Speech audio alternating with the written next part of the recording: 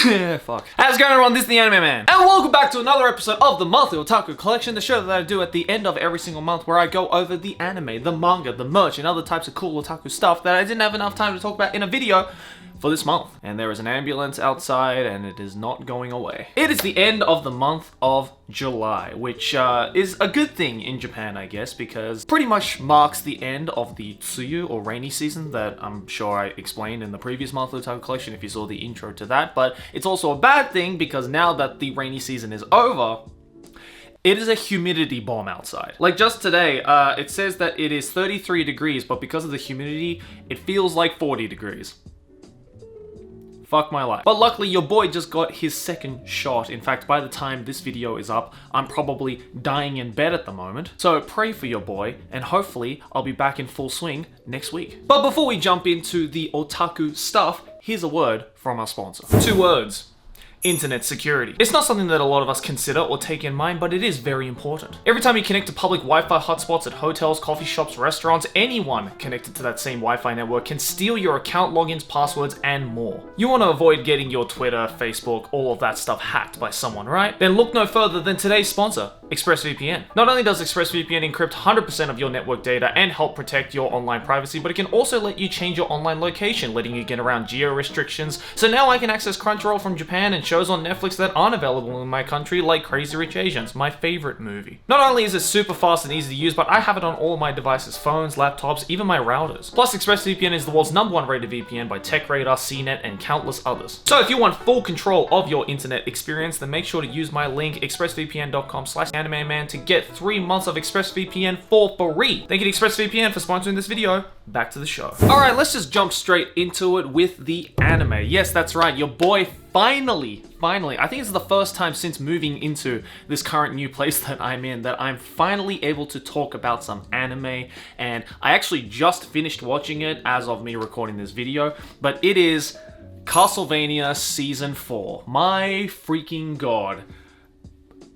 How is this so good? So we are at Season 4 right now. Obviously, I'm not going to go into too much detail about the story and how it went because I don't want to be spoiling this series for you because y'all motherfuckers are clearly sleeping on this shit. So for those of you who don't know, this is a Netflix original based off of the Castlevania game series, which is a game series that I grew up playing and enjoying thoroughly. And the folks over at Powerhouse Studios, which I've actually had the pleasure of meeting in Anime Expo, and I did a panel with them a couple of years ago, they've gone and just popped out this Season 4, and holy crap, how is this show getting better and better? Like, dead ass in terms of story composition, in terms of character development, in terms of animation quality and choreography, especially these two latter points. Man, Powerhouse are just getting even more powerful. This is a true power move by Powerhouse Studios. A very fitting name. But again, I'm not going to go into too much detail about this. I've been loving the Castlevania series ever since the beginning, and it is a real shame because I feel Netflix isn't really promoting this show as much as they are trying to push their other Netflix originals, but goddamn man, like, in all honesty, look, you know your boy at this point, he hasn't been watching a whole lot of anime, alright? I will fully admit that. But seriously, I don't think anything, especially even within the past couple of years, has topped Castlevania in terms of anime. Now, yes, there's going to be a lot of debates of, oh, Joey, it's a Western production, so it's not an anime. Look, I don't even care what it is. I don't even care what you call it. Anime or not, this show is better than a lot of anime that has aired over the past couple of years. I'm just saying that out right now. I know a lot of people kind of get distracted by the very Western look of this art style and everything, but please, man, if you want to see some absolutely solid dark fantasy, like super fucking solid dark fantasy, that is gory, that is brutal, and yet has some of the funniest and most amusing character dialogue that I've ever seen in a Western anime / cartoon, then please go check out Castlevania. Like, I cannot recommend this show enough to people. If you like me and you respect my opinions, which I'm sure a lot of you do, unfortunately, then do your boy a solid, go watch Castlevania. It's freaking awesome. Alright, up next, let's talk about the manga. Now, there are a couple of series that I picked up on in terms of manga. Now, there might be a funny story, and I'm pretty sure I've told this on the podcast, and if you follow me over on my Twitter and Instagram, which, by the way, you totally should, go check them out right now, then you would have known that recently I bought a couple of new full packets of manga, namely Shaman King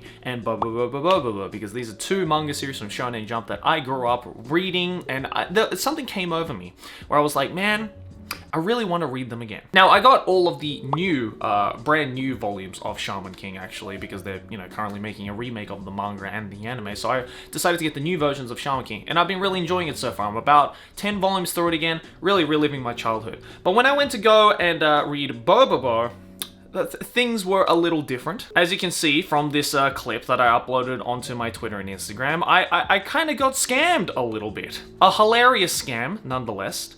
Still got scammed. I'm not really going to be talking about that all today, though, because there are namely two series that I will be talking about, and both of them actually are done by the exact same author. And it is an author that I think slowly, over time, especially in the last couple of months, has really gained a high level of notoriety, especially in the Western world. You may know him as one Fujimoto Tatsuki. And if you don't recognize that name, then you might recognize a show that he made that is getting a lot of hype backed up around its anime adaptation, Chainsaw Man. Now, I'm not going to be talking about the Chainsaw Man manga today, even though a lot of people have been asking, hey Joey, what do you think about the anime? What do you think about the trailer for it? Look, I am completely reserving my judgment until it finally comes out, and when it is out, then I'll probably talk about it. But in the meantime, while you guys all wait for the Chainsaw Man anime, and I know there's a lot of you who are waiting for the Chainsaw Man anime, might I recommend you two more series created by the creator of Chainsaw Man that you can enjoy and indulge yourself in while we all wait for the Chainsaw Man anime. And to kick things off, let's talk about his first manga series that he ever made, Fire Punch. And it is a real doozy. It is unlike probably any shonen manga or just any action manga you have probably read in your life. So the main premise of Fire Punch is that we are living in a world where this thing called the Queen of Ice has taken over the world and basically turned the world that these characters live in into a mini ice age. People are dying from starvation, crops aren't growing, animals are dying. The humanity is in a real state of peril. And we meet our main character, Agni, who is living with his sister, Luna, and they both have this special power of regeneration, where if you, say for example, cut Agni's arm off, it grows back pretty immediately, and it gets so powerful, his power of regeneration gets so powerful to the point where even if you cut his neck off, he can still grow a new body out of his head. Basically, he is almost immortal. And him and his sister use this power to basically cut each other's arms off and feeds it to the villagers in an act of survival. Yes, they are doing a little cannibalism to survive, but hey, you got to do everything you can to survive in a harsh world. The world is in shit right now, essentially. So there are these bad people with a lot of power who are coming into villages, like the one that Agni is in, and taking slaves and trying to make it their own. And they're about to do that until they realize what Agni and his sister are doing. Basically, the entire village is acting in a form of cannibalism. This disgusts the leader, who he himself also has the ability to produce flames, and this flame is very special in that it will continue to burn forever until the thing that it is burning disappears completely. And unfortunately, who gets caught up in said fire?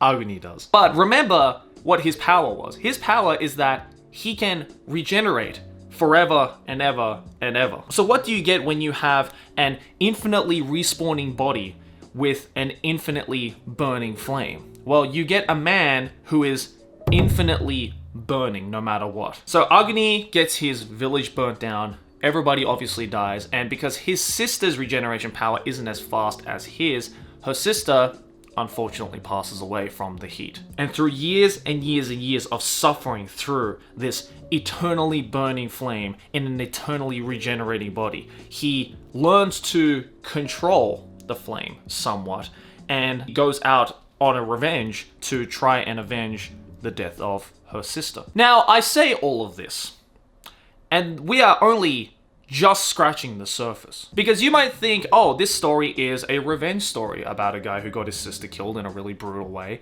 and he's out to kill the man who outdid him, right? See, everybody thinks that when they first start reading Fire Punch, but here's where Fujimoto Tatsuki's genius, or depending on how you see it, insanity kicks in. Because things then very quickly start to get very philosophical. Agni starts to basically fall into a state of insanity of, why am I doing this? Is it even worth living through all this pain? What's going to happen after I do kill the man to avenge my sister? Is it going to bring my sister back?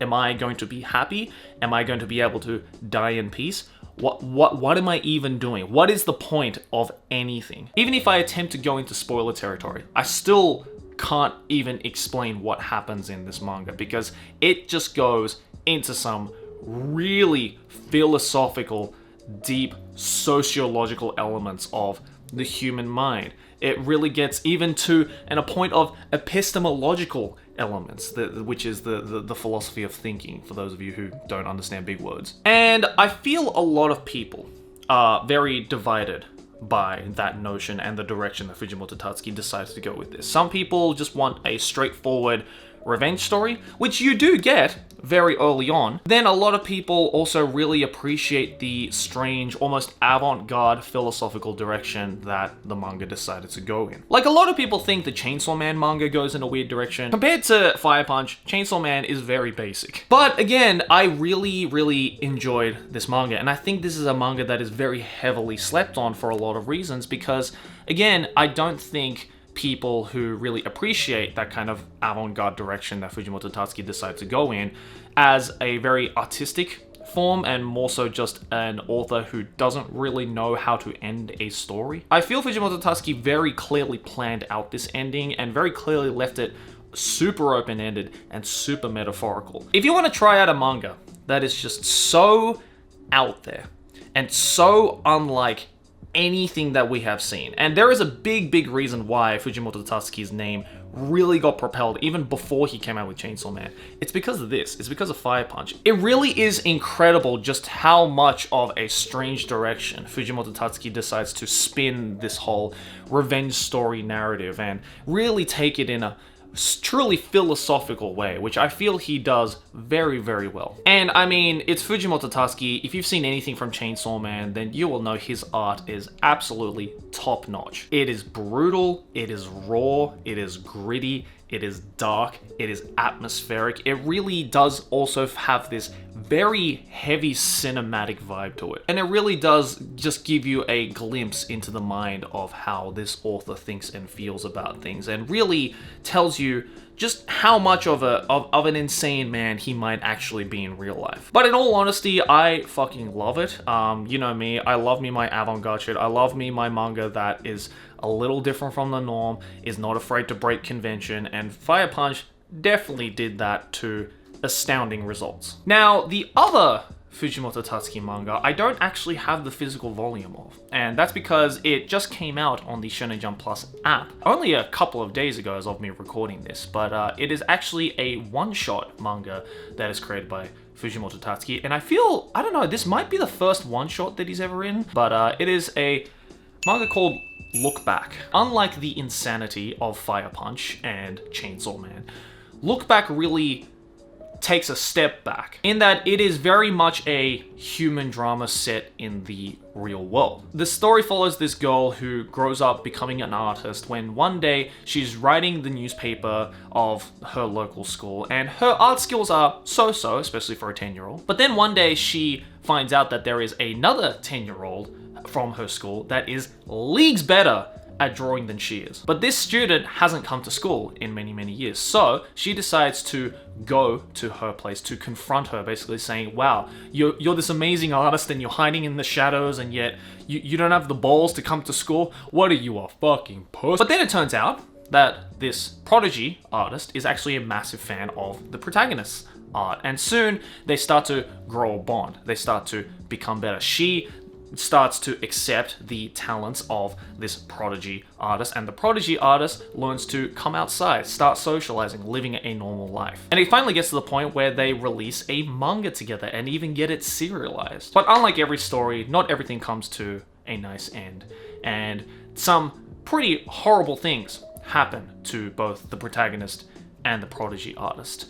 And then it gets into some, again, classic Fujimoto weird-ass territory. And I'm not going to actually go on from there in terms of the plot, because I think this manga is best enjoyed going into it completely blind. And now that I have read 3 products by Fujimoto Tatsuki, I feel that truly is the best way to just experience all of his work, is to just go into it completely blind, not expecting anything, not knowing what anything is going to happen, because I feel he does an absolutely fantastic job at really defying expectations in the best and weirdest way possible. But you might be thinking, well, Joey, so far you've only commented on how much of a weird dude he is. I mean, there's lots of weird manga artists out there, and just because it goes in an avant-garde direction doesn't necessarily mean it's good, right? See, with Fujimoto Tatsuki, that's exactly why it's good. Because the brilliant thing about Fujimoto Tatsuki is that he also manages to create some of the most cinematic and atmospheric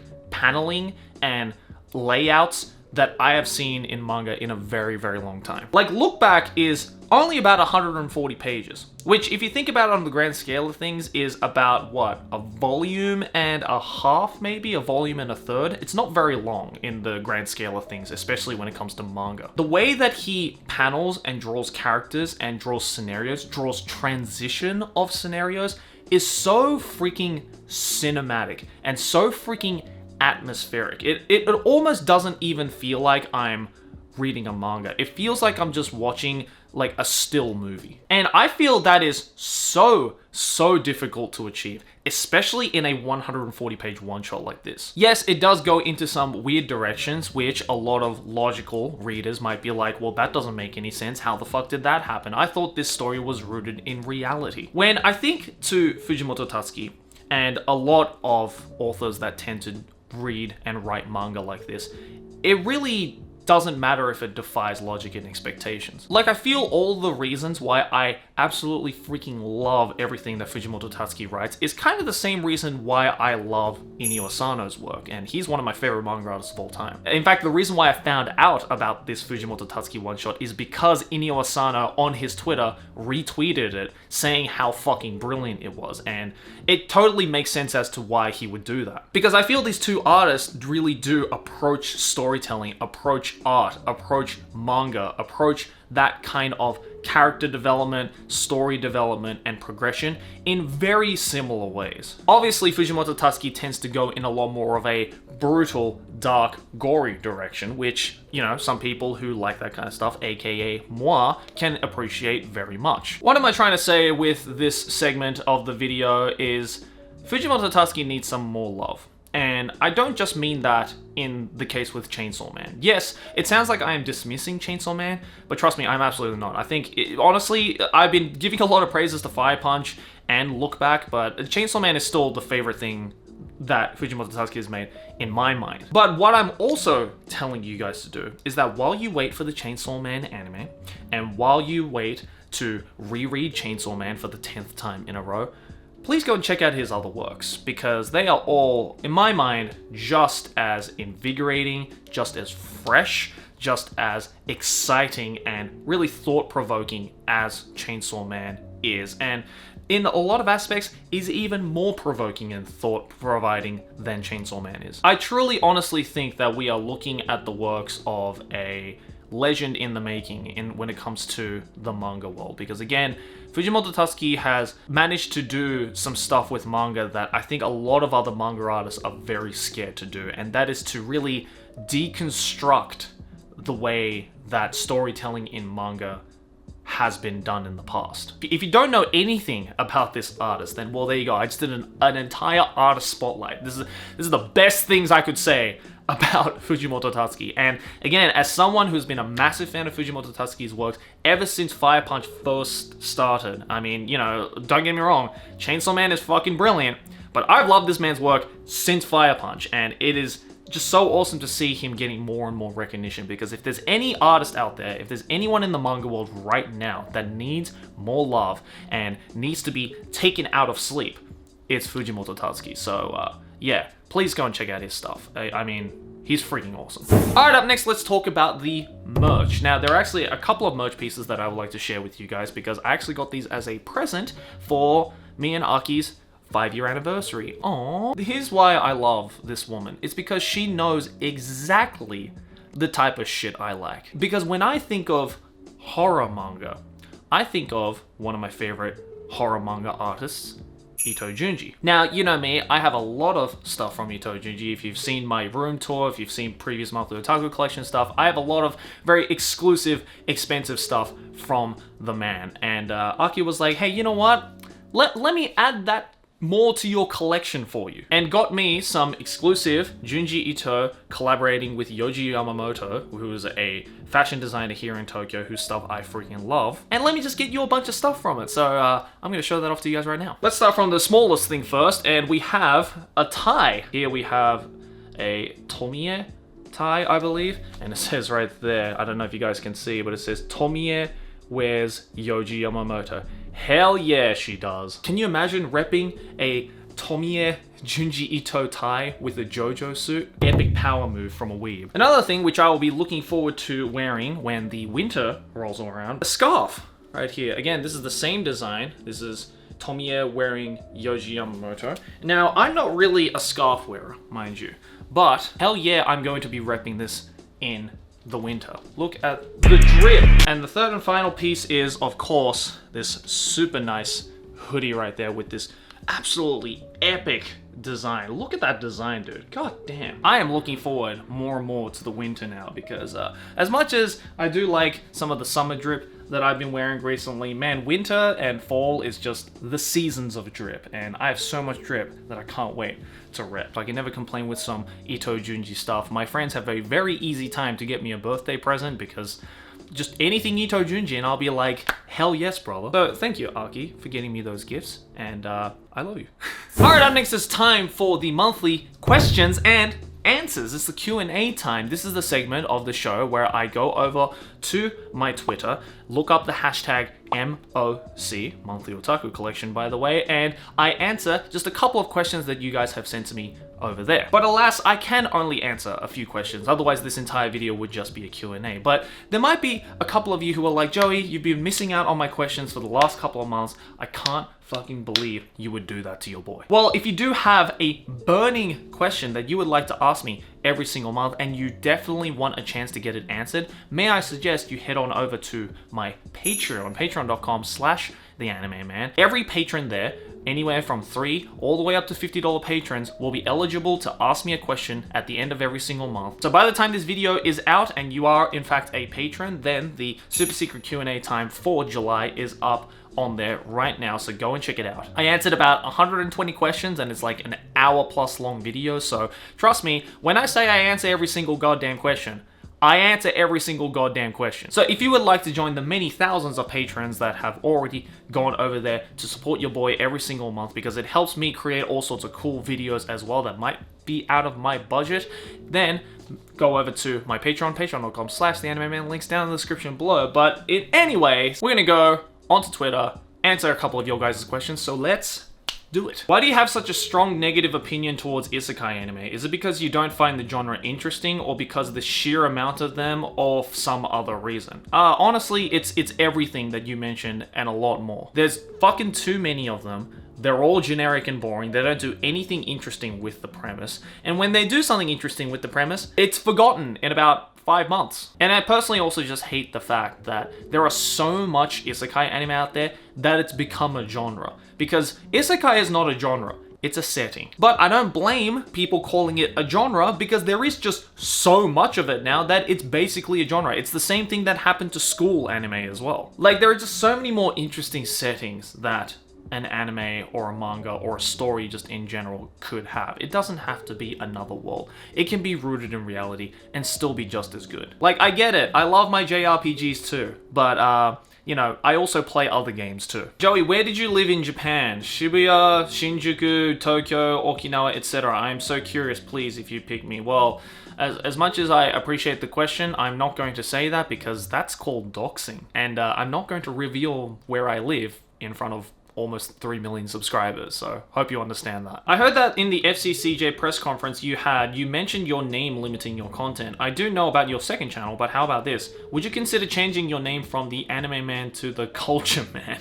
Might help. Look, I'd be lying if I said that I didn't consider at least once to change my username. I mean, we've seen YouTubers do it in the past. You know, because we've seen YouTubers do it in the past, I've seen previous examples of name changes, and for a lot of those YouTubers, didn't really go so well. Especially at this point now, people just know me as the Anime Man. It's almost become my own brand at this point. Like, yes, I want you guys, you know, if you see me on the streets or whatever, to just call me Joey, because that's who I am. But there are also just a lot of people who refer to me as the Anime Man, and I just have to accept that because that's my brand now. Why not make a video titled, I tried not watching anime for 2 years and this is what happened? Wow, that stabbed me right in the heart right there, dude. No, Jesus, no chill. I mean, I could, but what would I show you?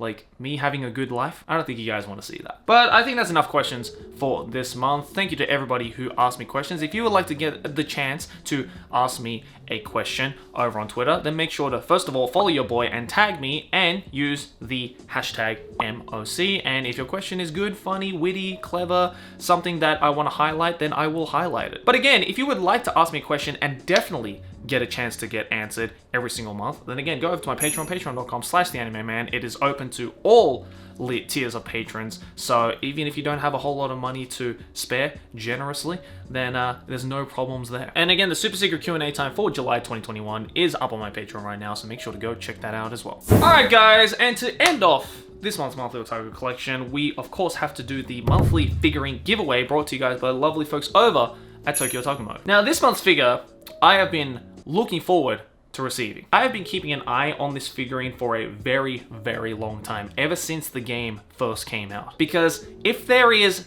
a figurine that says thick more than this, then I don't believe it. And it is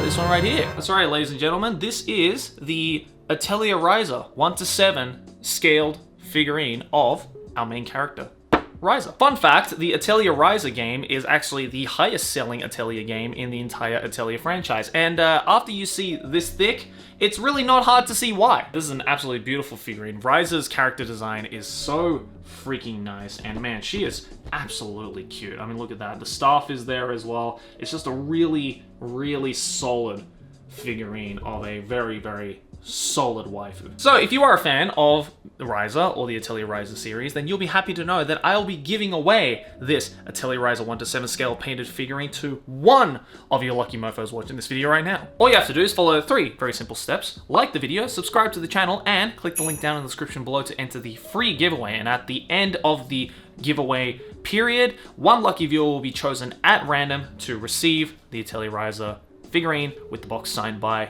your boy. So if you'd like to check that out, links down in the description below, and good luck to all the participants. Anyways guys, that's gonna do it for this month's monthly otaku collection. Thank you once again for joining in until the very end. I love you all. The last couple of videos that have been up on the channel have done tremendously well. I'm so freaking happy that last couple of videos have done so well, because again, those are the videos that I was hinting at the end of last month's monthly otaku collection. I said they were gonna be big, and they were freaking big, and you guys delivered and came through with the support, so I appreciate you guys so much for that. More cool videos obviously coming out within the next couple of months. I have some pretty interesting ones that will be popping in potentially, and also a couple of cool videos over on my second channel as well, so if you'd like to check that out and haven't subscribed to that yet, please go do that. It links down in the description below. Anyways guys, I appreciate your guys' support. Thanks for watching, and I'll see you in the next one. Like, favorite if you enjoy, subscribe for more anime banter, and keep watching anime.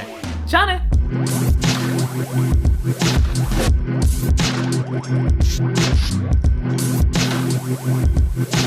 you.